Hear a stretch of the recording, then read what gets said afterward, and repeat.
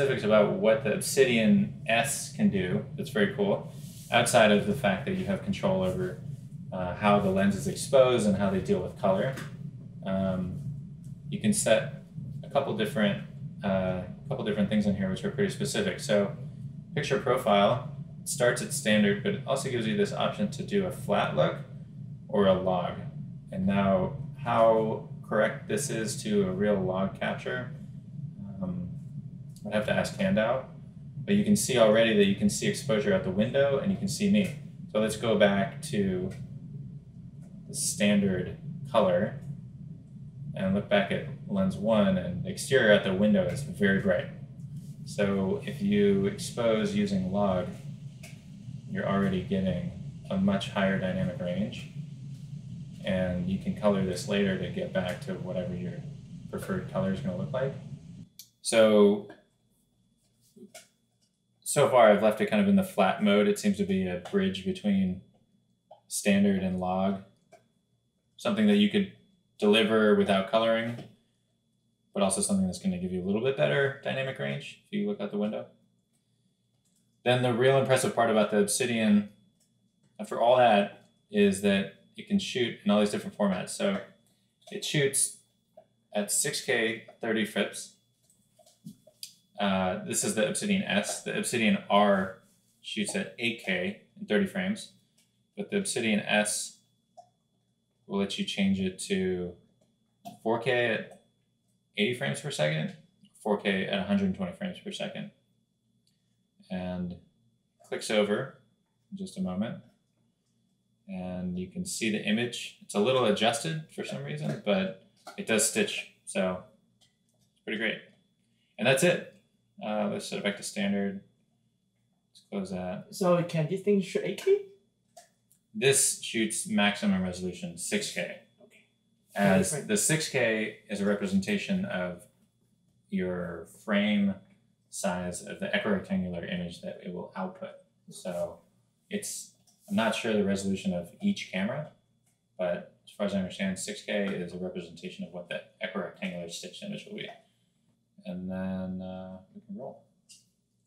As soon as you hit roll, these start blinking, and it's giving me a live preview with a 1.5 second delay within range of this Wi-Fi router.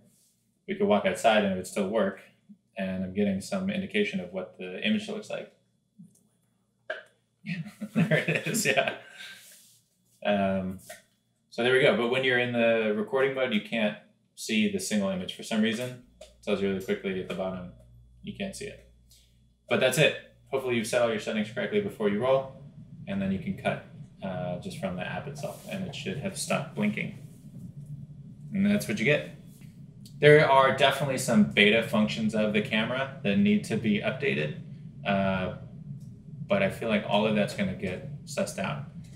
The most important part about it is that it's very small. The stitching proximity is 3 to 4 feet for stereo, and the image quality is pretty good. Like, dynamic range is pretty manageable when you're shooting in log. You can do a setting like this where you see out a sunny window and you can actually see some imagery outside. After a camera like this, I think it retails for $10,000. The next step is to go to a camera like a Jaunt, which costs $30,000, or an Ozo, which costs in the tens of thousands of dollars range. Are those cameras better? Yeah. No. Some say yes, some say no. There are even bigger professional cameras that you can take prosumer level cameras and create a stereo rig. But again, the further apart that the sensors get, the further away the stitching lines are. So you need to be further and further away from the camera to get a proper stitch, especially for stereo. So the form factor of this camera is amazing and pretty revolutionary. There's a number of other cameras out there that shoot stereo that have a form factor this size, but I find that this one has a better image quality and it shoots 120, which is pretty great. So that's the Obsidian S. My name is Larkin Donnelly, and I work as a commercial director of photography in Los Angeles. I shoot 2D as well as VR, do commercials, features, documentaries. And in the last 4 years, I've been working with virtual reality live capture, a variety of different functions on documentaries, small projects, on car commercial, big projects. I just did a project, I shot the NBA Finals in VR over the last 2 years, so getting exclusive access to the Warriors versus Cavaliers series that's happened over the last 2 years, which can be found on the Gear VR, on the Samsung Gear VR headset. And consistently looking for new ways to develop the art, the medium, and using any camera possible to solve the issues of capturing on commercial projects.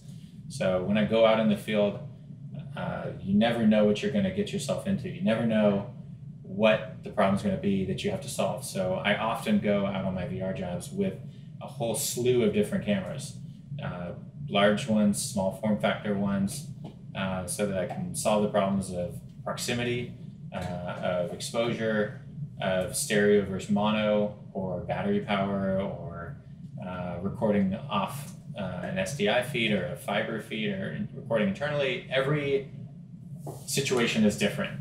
And Kandao has made this camera now that has a very small form factor and can do stereo, that functions very well on battery power for about an hour, and it shoots 120 frames, which is, those are 2 sections of VR camera functionality that have yet to be tackled. It seems like there's a new VR camera that comes out every month that's a contender that compares against all the other ones.